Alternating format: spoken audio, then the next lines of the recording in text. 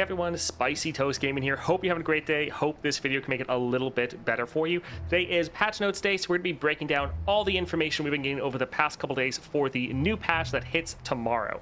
So this patch is a event patch, and it is based on the Spirit Blossom. Now that is a skin line that's used in pretty much all of the League of Legends, Runeterra games. And so what they're doing this patch is adding a new region, and they're converting 3 of the Spirit Blossom skins into standalone champions, similar to Lux and Lux Illuminated. So let's jump right in and break down these 3 new champions that we are getting, starting off with Ahri. All right, so here we have Spirit Blossom Ahri. We're going to start off with her star powers, then go over her starting deck and relic. So up first, when you play a spell that costs 1 or more, so this isn't going to work for free spells, thankfully, summon a Foxfire, which is a new ephemeral pet that we'll show just after this. But you're able to summon this ephemeral pet when you play a spell. Nice, there's not really any limitations on this. It's just any spell that costs mana, essentially. It's not like the first time you play a spell in a round, just you're going to get a lot of these ephemeral minions as you're playing spells. Should be pretty fun. Then we have the 2-star +1 starting mana ephemeral allies have Challenger. Now these Foxfire, I believe those are ephemeral, so that they're all going to get that Challenger, but then anytime you're able to generate other ephemeral units, they will also get that Challenger. So nice and broad right there. Then down here, the Lingering Essence.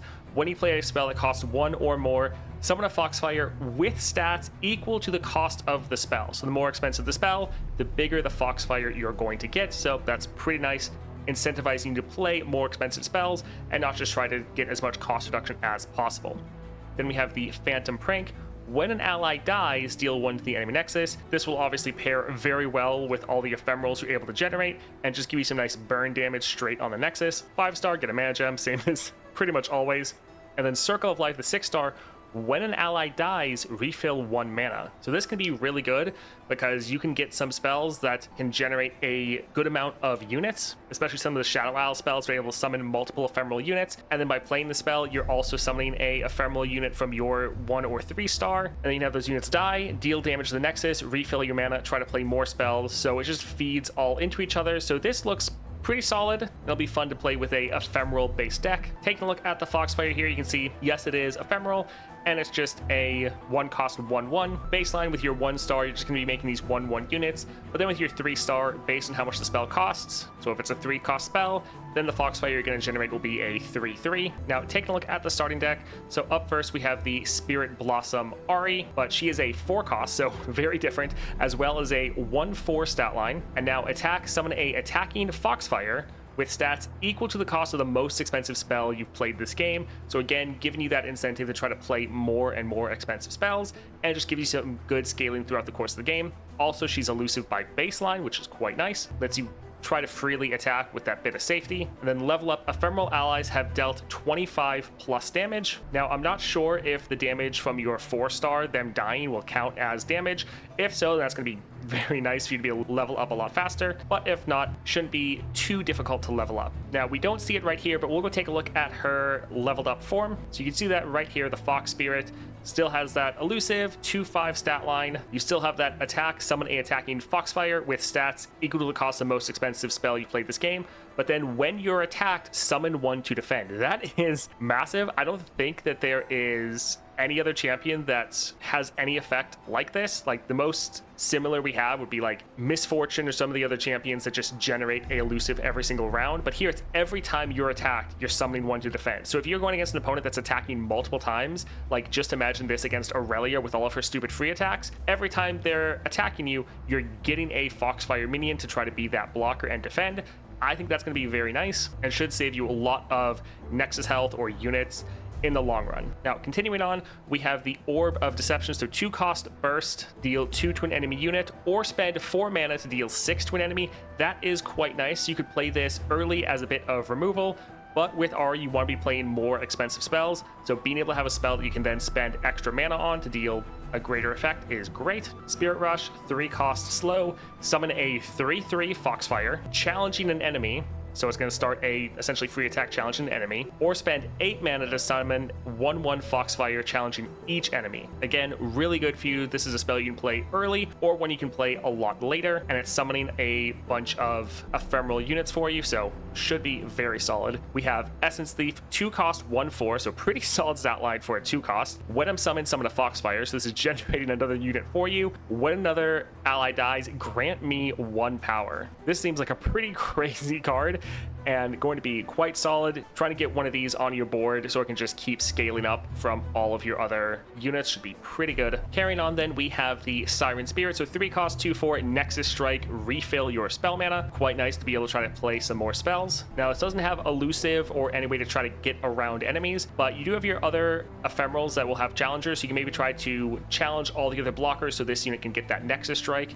Final Blessing, 5 cost burst, grant ephemeral allies everywhere 1/1. That'll be very good to try to play this and just get some permanent scaling. It's going to be like the Evelynn Siren song that's just going to permanently make all your husks better. This should be very nice. I like that this is in your starting deck. We have the Sparring Student. We all know what Sparring Student does, but should be really good since you're trying to summon so many ephemerals. He should be able to scale up quite a large amount. Prancing Sea Spirits, I don't think this is in anyone's starting deck, which is cool, but 2 cost elusive, play summon a exact ephemeral copy of me. It's actually going to be pretty funny. This unit is going to be relatively small, but since your ephemerals are getting so many buffs, the copy might actually end up being massive, at least in comparison to this one. We have the Petals of Fate, so 1 cost burst, draw 1, granted a random common item, or spend 3 mana to draw 1 and granted a random epic item. This is really interesting. I don't think we've ever seen this effect from just a normal card before. Here, we'll try to zoom up maybe a little bit more because it's a lot of words. So we've seen this on something like the Hextech Fabricators, but on the spell itself to be able to give you items is interesting. Again, it's giving you that option to be able to spend different amounts of mana, which is going to be very good for Ahri. Also having some amount of draw in your kit baseline. Especially a 1 cost draw 1 is very, very good. But overall, that is the starting deck. I think it is quite nice. I like that we're getting a whole bunch of cards. Potentially, I think all of the cards might be unique to Ahri and her starting deck. I don't know if we've seen any of these in other champion starting decks. Maybe Sparring Student was in someone's, but really like that we're getting a fresh bunch of cards here. And I think this Ahri is going to play so different than just about every other champion. Really looking forward to it. Let's take a look at the Ahri Relic, though, that you'll be able to get in the bundle or in the Glory Store. That's also getting added, a little bit of spoiler. But Attendant Spirits, so power ephemeral allies have Overwhelm, and then play, if I'm a Spirit Blossom unit, summon 2 Foxfires. So this will be really good for one, you're trying to generate all of these ephemerals, so just making sure they all have Overwhelm on addition to all the other power you're generating for them is quite nice. And then this play effect will be pretty good. You'll probably only really want this for the Spirit Blossom Ahri, maybe for Spirit Blossom Evelynn, we'll see, but should be solid. Doesn't seem like it's crazy, but pretty good. But let's move on. There's a lot to talk about, so let's go to Evelynn. All right, so here we have the Spirit Blossom Evelynn. So she is a 4 cost. Here, let's try to zoom up a little bit there. So 1/4 stat line, Challenger. When I challenge an enemy with less health than me, remove me from combat. So she goes back down to your kind of bottom board, and charm it attacking. Now that charm is a new keyword that we're getting, or new effect. Same with this stolen, which is going to be a lot of fun. So charm, steal an enemy unit if you have room, so you have to have room on your board for it. At round end, return it if they have room. So you don't get to permanently keep this unit. At the end of the round, it's going to go back, such as like Viego when he levels up. It's pretty much the same effect there. Otherwise, you return it to their hand. So even if they have a full board, you're not like obliterating the card. They're still going to get it back in hand. But this will be a fun way just to try to steal enemy units and use them for yourself. So it should be a fun mechanic. But going back to look at Evelynn, you charm that enemy if you challenge someone with less health than you, and then your level up is stolen allies have struck 4 or more times. Now when she levels, she becomes the Sorrow Eater, so 4 cost 2/5. Challenger, same effect of when I challenge an enemy with less health than me, remove it from combat and charm it attacking. And now stolen allies have impact 4, so you're able to get a lot of damage down with your units. So that's a lot of Nexus damage for every single one of these stolen allies. Moving on then, we have Spirit's Embrace. So 3 cost burst, deal 3 to a unit, and grant that much health to an ally. This will be very nice because one thing you're going to want to do is try to steal or try to kill or damage any of the units you have charmed, because they're going to go back to the enemy at the end of the round. So if you can kill them while they're still your unit, then the enemy doesn't have anyone to take back. So being able to damage one of your charmed units and then give that health to one of your permanent units is going to be great. Then we have the Fated Supplicant, so 2 cost. Play kill an ally to charm an enemy follower. So this could be pretty funny where you've already charmed an enemy follower, then you kill that ally to then charm another enemy follower. Withering Wail, deal 1 to all enemies, heal your nexus 3. We have seen this in several other decks, but it is a great card, so don't really mind. And it seems like it definitely fits with the rest of the cards. Continuing on, then we have Mark of the Isles, grant an ally 2/2 and ephemeral. This will be very nice to, again, put this on some of your charmed units so they die during their attack. We have Occult Opportunist, so 3 cost, 0/3 with immobile, so it cannot attack or defend. Play exchange me for an enemy follower with less health than me, round end, deal 1 to all allies. This card is pretty hilarious. Here, we'll zoom up a little bit more for this one. There's a lot of words there, but when you're playing this, you switch it with an enemy unit, and this isn't a charm, this is just an exchange. So this should be permanent. So this is now permanently on the enemy board. It's immobile, so it can't attack or defend, so it's pretty much useless, except round end, it's dealing 1 damage to all allies, but its allies are now the enemy unit, so it's just slowly damaging the entire enemy board while just being in their way. I think this is hilarious, and you're getting some unit from the enemy. I think this card is hilarious. Next up, then we have the Stirred Spirit, so support, grant my support ally 2 power and ephemeral. Again, this will be really good for any units you have charmed, because you just want to be able to kill them, use them as much as possible, and just sacrifice them. Then we have the Bewitch, 5 cost fast, stun an enemy follower, charm it at next round start. So this is actually really nice. A lot of the charm effects have had to deal with like health, or there's some other way to like minimize it, make sure you don't steal too good of an enemy unit. This one, it is an expensive spell, but being able to just flat out steal an enemy unit, well, first you're shutting them down for the enemy turn. So like they have the attack token, you just say, no, this unit cannot attack, they're stunned. And then next round, you're able to use it on your attack turn. That is going to be awesome. So far, all these playstyles for these champions seem like they're going to be so much fun. And let's finish up by talking about this card again. So this time we have that Stolen and Charm effect, cards that are copied or taken from the enemy. We have the Beckoning Gaze, so 8 cost, focus, charm an enemy follower. This is quite expensive, but being able to take an enemy follower at essentially burst speed could be very good, because you just grab that unit. Like imagine you're going up against Lysandra, you just use this to steal their Watcher and you obliterate them. Could be really, really good. Expensive, but this could really save you in some encounters. And then Shadow, Swindler. Again, these are both part of the starting deck, or at least this one is going to be created. So Elusive, Stolen allies have 1/1, Ephemeral allies have 1/1. So a good way to just try to buff up your units. Now for Evelynn, let's take a look at those star powers. So up first, Be Mine. When an ally strikes, create a Beckoning Gaze in hand, or reduce its cost by 1 if you already have it. So that Beckoning Gaze, that's the one you saw right here. Focus speed, charm an enemy follower, 8 cost, so pretty pricey, but this is what you're generating and working on reducing down. Also, this is just when an ally strikes, you're creating one and reducing it down, and your unit's going to be striking all the time. So if you attack with a full board of 6 units, you're then making it and reducing it down massively. So even though it has a high cost, you should be able to reduce it down pretty quickly. Temptation plus 1 starting mana. Stolen allies have 2 extra power. Be Mine rank 2. When an ally strikes, create a 6 cost Beckoning Gaze in hand, or reduce its cost by 1 if you already have one. So you just make a slightly cheaper Beckoning Gaze, well, 2 off initially, and then you're still just having it reduced by 1. For the 4-star, we have when an ally dies, grant allies in hand 1 health. This is actually going to be very important, not only to help scaling up your units, but you have several units such as Evelynn as well as your Occultist that are scaling off of health. So if we say right here, the Occult Opportunist, exchange me for an enemy follower with less health than me. So the more health this has, the bigger unit you can end up stealing. And then right here for Evelynn, when I challenge an enemy with less health than me, remove me from combat and charm and attacking. So again, scaling directly off that health. So while it is good to just scale up your units in general, you do directly scale with health. Continuing on though, 5-star mana gem. The 6-star, Throes of Passion. When you steal an enemy, give it Overwhelm and double its power this round. This is actually gonna be pretty crazy, because right here you see Stolen allies have 2 extra power. So now they're getting Overwhelm, and that's being doubled on top of what they already have. And so they're going to be absolutely massive. You can then also take a look at the Evelynn relic now. This is available in her bundle. So Siphon, Sorrow, when I'm summoned or round start, I steal up to 3 health from a random enemy unit. It can't drop below 1 health. This is actually good for a couple different reasons. For one, Evelynn does scale from health, so being able to increase her health is nice. Having a way to slowly reduce down the enemy's health every round is also good, but the fact that you're not killing them is also solid, because then you have a unit you can still try to steal, and by reducing their health, you're further increasing the odds that Evelynn's going to be able to steal them, because her health has to be higher than the enemy. So if you're increasing Evelynn's health while reducing the enemy's, it's going to work out very well for you. So I think this will be great for Evelynn. Not really sure offhand if it'll be that good for anyone else, but it's a general enough effect, and it doesn't say you have to be Evelynn at all. So I'm sure there's going to be some other champions that will also like this as well. Potentially Warwick, just to be able to make sure there's damage to enemies so he can try to kill them, especially if his is that round end effect, which I think it might be. Overall though, super excited for Evelynn as well as Ahri. I think they're very fun, or will be very fun, but we still have one more champion. We have Teemo. So here is Spirit Blossom Teemo. We'll start off with his star powers this time, so I'll take that. When the foe draws a trapped card, so a card that has Flash Bomb Trap or Puff Cap, create a fleeting copy of it in hand and reduce its cost by 2.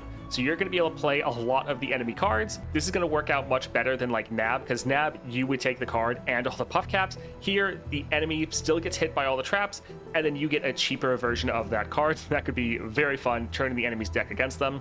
We have He. Also, he just has the most like adorable names for all of his abilities. We'll zoom up that one a bit. +1 starting mana. When you play a stolen card or a stolen ally strikes the enemy nexus, plant 3 poison puff caps in the enemy deck. So this is just a way to generate more in the enemy deck. You'll notice with this Teemo, he's not about as planting a ton of puff caps. He just has more benefits when puff caps go off, but this will work out well as you're trying to play those stolen cards.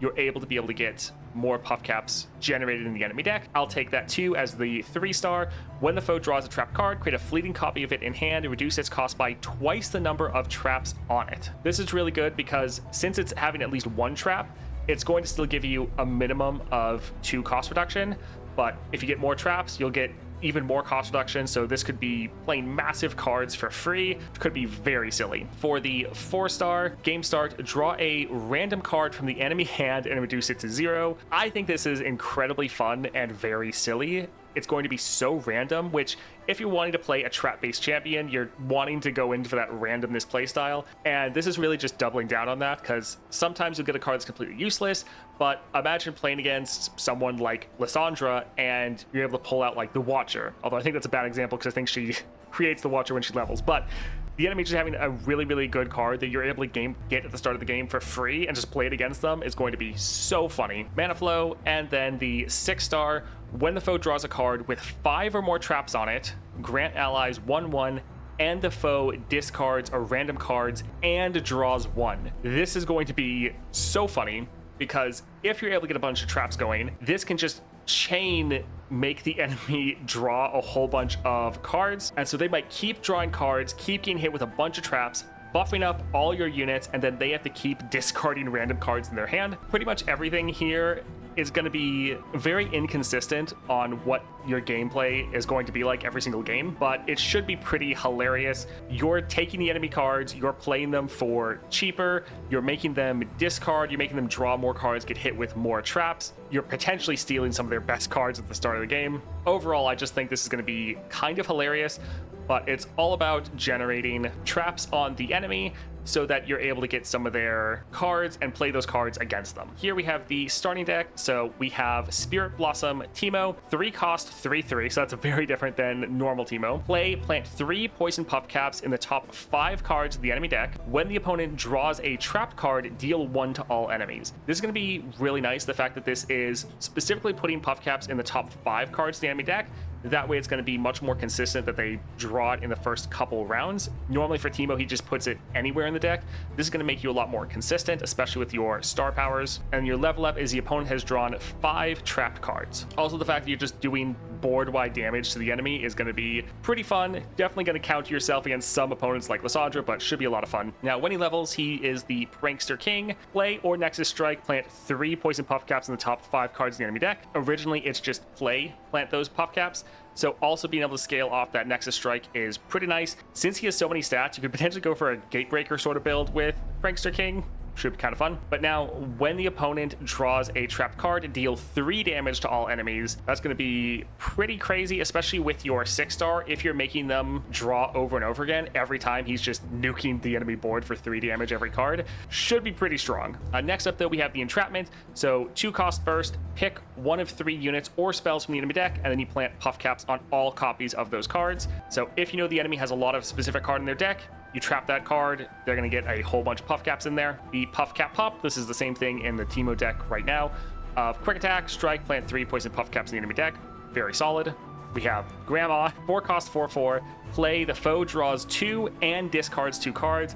Really nice, making them draw cards, so hopefully you're going to get some traps on there, but then also they have to discard 2 cards as well. Next up then we have Yoink, so 1-cost burst, pick one of 3 non-champion cards from the enemy hand to draw.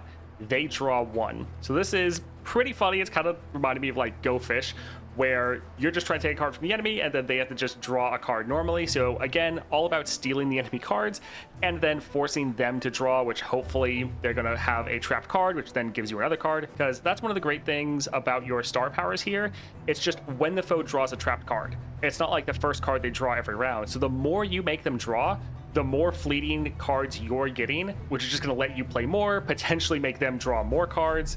Gonna be very silly. Carrying on though, we have the Shadow Swindler. Saw this a little bit earlier. 1-cost 1/1 elusive. Stolen allies have 1/1. Ephemeral allies have 1/1. Stress defense. I think this is also in the Teemo deck, but 3-cost burst. Set a unit stats to 1/6 this round.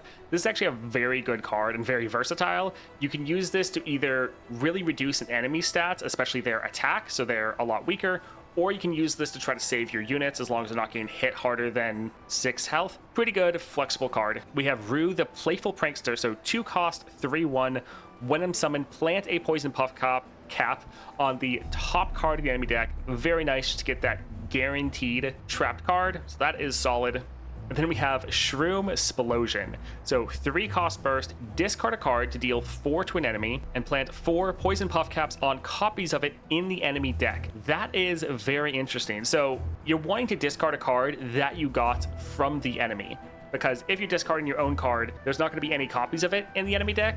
But if you take a card from the enemy, you know it's a card they have more of in their deck, then you're able to discard it and put a whole bunch of more puff caps in the enemy deck. It's essentially going to be very similar to the entrapment, but a bit stronger, and it's a way to try to get rid of some cards from your hand. So overall, that is pretty interesting. I love how many new cards we're getting with this event. Like, it's kind of crazy. It feels like some of the old expansions we would get when this was a PvP game, but it's that amount of content just for the PvE side. It's pretty crazy. Taking a look at his relic now. So Mischief Maker's Flute, Spell Shield, so that alone is really nice. When I deal damage, plant that many poison puff caps in the enemy deck. That's really nice. I like that there's nothing here that says it has to be for this version of Teemo, so you could use this on the other version of Teemo. That would be really nice. Spell Shield to protect him, more ways to do poison puff caps.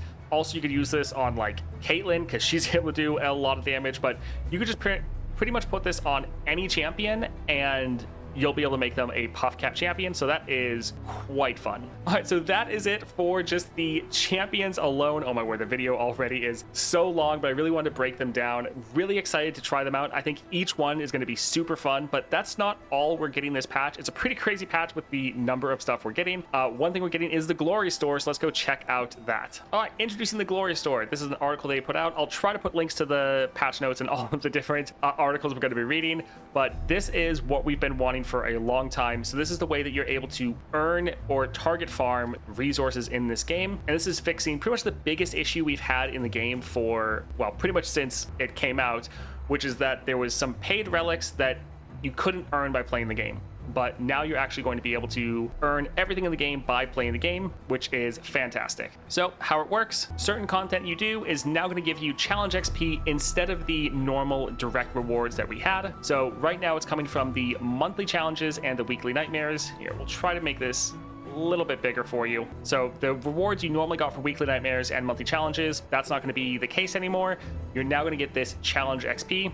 And they say we're going to be getting more sources of this later, but right now it's just the monthly challenges and the weekly nightmares. As you earn XP, you'll be getting progress through your glory road. So you can see right here, Glory Road. At these different tiers, you earn glory, which is the currency you'll spend in the shop. And so by progressing your weekly nightmares or your monthly challenges, you'll be able to earn XP through here and earn this currency. Now, this track will reset every single month. You see right here, 12 days remaining. Now, any currency you earn is going to be permanent. It's just the XP that will be resetting. Now, for the store itself, you're able to spend that glory on whatever you would like in here, including champion specific relics. Now, as you can see right here, each time we release a signature relic, it'll be added to the glory store pool 6 months later. So if you want to get it right away, you can spend money to get it with the champion celebration bundle.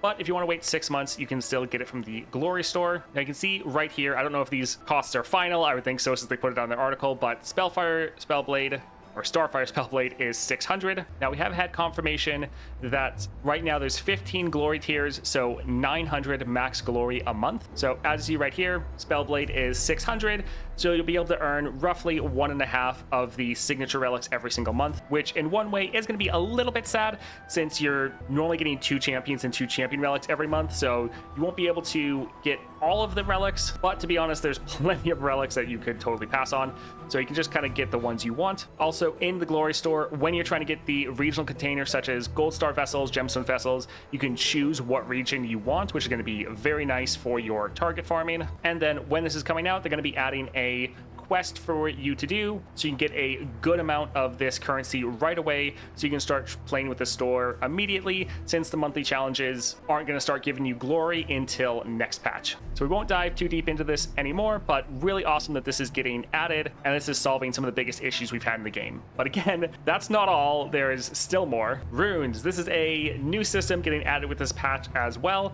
and it's going to be a permanent addition to the game. It's starting off with just the Spirit Blossom champions, but they say it is going to expand to other regions as well. So there's a new way to enhance your champions. As you see right here, this is a little sneak peek of the Ahri constellation, and as you see here, there's 7 stars. Well, there's going to be a new open spot that is for a rune that you can essentially put in a star power. So these runes can be collected through the first bloom runic vessels or crafted from new resources called rune shards. So another currency, yay.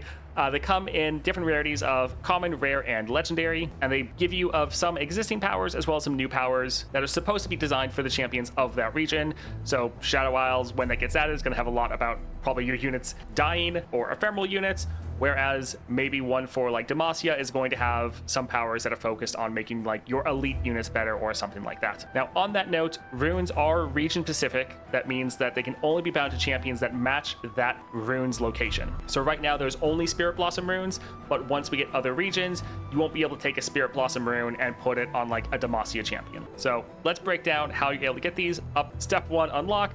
Rune stars can be unlocked in the champion's constellation after acquiring 3 stars with the Spirit Blossom star crystals. So we are getting, since we're getting a new region, that includes regional currencies. Not a huge fan of that, but it is what it is. So once you get the champion to 3 stars, you'll be able to unlock this rune star location. Step 2, collect. Once you've unlocked a champion's rune star, it's time to collect some runes. It's going to be done in 2 ways. Runic vessels, which are a new type of reward coming with patch 6.8.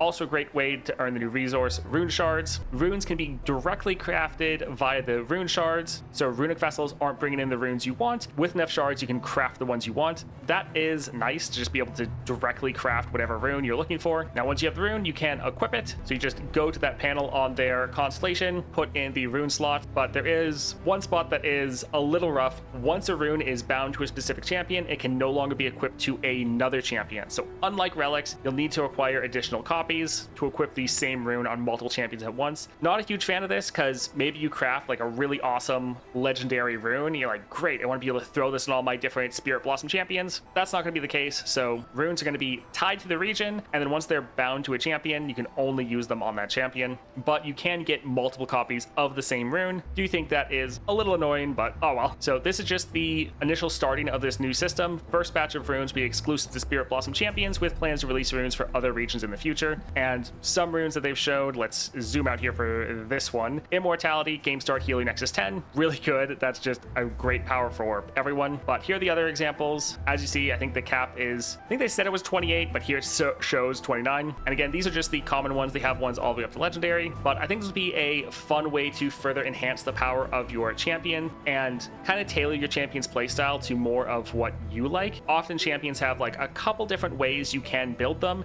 and this is just going to further play into that, so should be quite a lot of fun. All right, so that was a ton of information. This is going to be an absolutely massive patch. Now we'll go over some of the information from the patch notes themselves. I did get a sneak peek of these early, but they're not quite ready for public consumption, so I'll read off some of the important parts for you, but I will try to put a link to the patch notes down below when I can, so you can check these out as soon as they go live. So, new event, Spirit Blossom. Time has finally come to step into a new realm as Legends of Runeterra's biggest event of the year finally arrives. Spirit Blossom event begins this patch, will run until the next patch, so it'll be available from the 13th of August to October 7th. This will be an event unlike anything we've released so far, so join us in the Spirit Realm and experience the new expression of power along the brand new Spirit Blossom champions.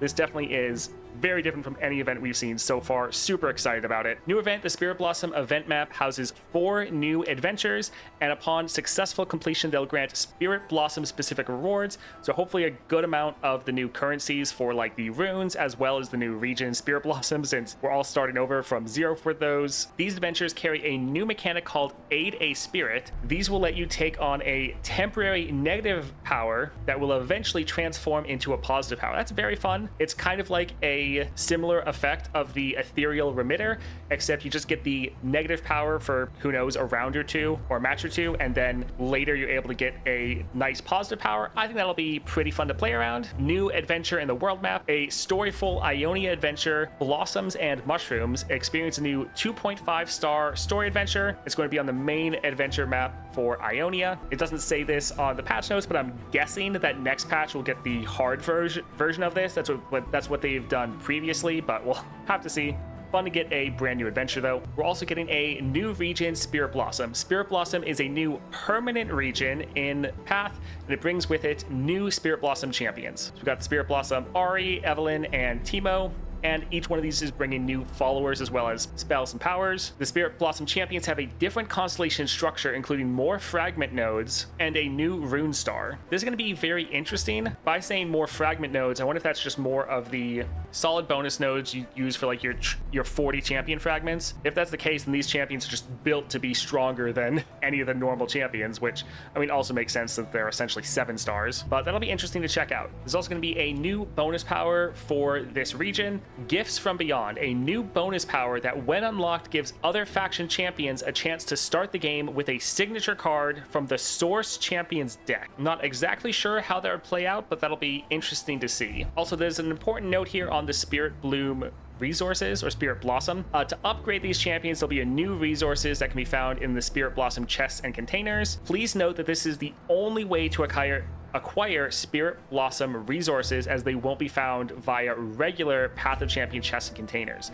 So this is good. One thing I was worried with these champions, or them adding a new region, is it was further going to dilute the existing regions. So if you opened up like a Golden Star vessel and you were hoping to get like Shadow Isles, it was just adding another region it might accidentally, or another region it might hit instead of Shadow Isles, but you're not gonna have to worry about that, so that will be nice. Hopefully we get enough resources here to try to upgrade these champions. After the Spirit Blossom event is over, you can still earn Spirit Blossom resources through the Glory Store, or when the Spirit Blossom event map returns in about 7 months. Now we're gonna skip a lot of the notes in the patch notes talking about like the Glory Store or the runes, as we already broke a lot of that down, but there's gonna be more details there if you want to dive further in. Again, we'll try to put a link down below for you. We'll go over the new bundles now. So like normal, there's a celebration bundle for every single champion. That is going to be giving them their signature relic. Then there's also the Rune Star and the Star Crystal bundles. And important to note that those Star Crystals and Rune Star bundles will be leaving at the end of the Spirit Blossom event, but the celebration bundles will stay there forever. So the first bundle that you get the champion relic, that's not going away. But after this event, those other bundles will be leaving. Don't think I'm necessarily a huge fan of that, as that's a little bit of FOMO of trying to get it now before the bundle's over. And then there's also going to be limited time Spirit Blossom bundles as well. So these will be here for while the event, but once October 7th comes around, these will be going away. So it says Spirit Blossom Welcome Bundle, legendary rune bundle, Nova Crystal bundle, Battle Pass bundle, as well as some runic vessel bundles. No details on what is in those. Then we got some final small notes just to finish up. Spellburn goes from an epic to a rare power. That's nice. Spellburn is good, but yeah, it's a little much for it being epic. Hold It, that's the stun the strongest enemy at the start of the round, goes from rare to epic. This has been one of the most impactful rares in the pool for some time, while Spellburn is one of the least, so we're swapping their rarities. I mean, Hold It is a very solid power. I don't know if I would quite put it to epic, but oh well. Arcane Empowerment has been added to the pool. Not sure exactly what that is. Pyromania has been removed from the pool. Ooh. I always like Pyromania. That's giving you +1 damage on all of your effects or spells and skills. So a little sad that that's seemingly being removed from the pool. That was quite fun. And then for the Emporium, Swain's Raven Army is going to be switched out, and you're going to get Deadly Harpoon instead. And then apparently there will be some Spirit Blossom specific offers for this event as well. Overall, I think this patch is going to be absolutely massive. It's bringing so much content, so much to do, and it is really making the event feel like an event that you don't want to miss out on. Now, there is a little bit of FOMO there, which is always a little bit worrying in some regards, but a lot of games have events that are supposed to be there for a limited time. You want to enjoy them while they're there. It's a reason to jump in during a specific time, and a lot of elements of this patch are going to make that feel much more of a reality. I think all 3 champions look incredibly fun to play. Awesome that we're finally getting the Glory Store, and then very interested to see how the runes work. I like the added level of customization. Little salty that you can't use one rune on multiple champions, but overall, I look really excited for this patch. Sorry this video was so long. There's just so much to break down. Again, I'll try to put links in the description for all the different articles we looked at, but I hope this video helped you out, and I hope you enjoy the patch and have a great rest of your day. See ya.